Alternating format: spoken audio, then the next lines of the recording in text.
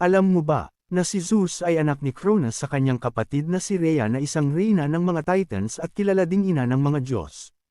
Ang mga magulang naman nila ay sina Uranus na pinuno ng langit, at Gaia, na espiritu ng Earth, na mga panahong iyon ay tuyo na parang desyerto.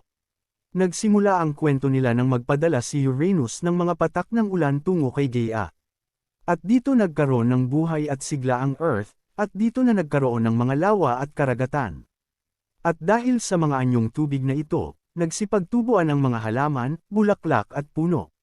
Dahil sa pag-ibig nila, nakabuo sila ng mga anak na sina Rhea, na reyna ng mga Titan; Theia, ang Titan na Diyos ng mga ginto; Pilak, kilala ring ina ng araw at Diyos ng pangitain;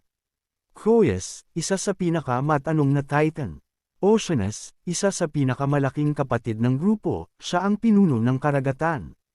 Tethys, ang Diyos ng mga ilog at tubig tabang; Hyperion, ang Diyos ng sikat ng araw; Iapetus, Diyos ng mortalidad; Crius, ang Diyos ng konstelasyon, siya ang namamahala sa sukat ng taon; Phoebe, ang Diyosa ng buwan; Mnemosyne, Diyosa ng mga guro; Themis, pinamumunuan niya ang batas, kaayusan, at hustisya; at ang huli ay si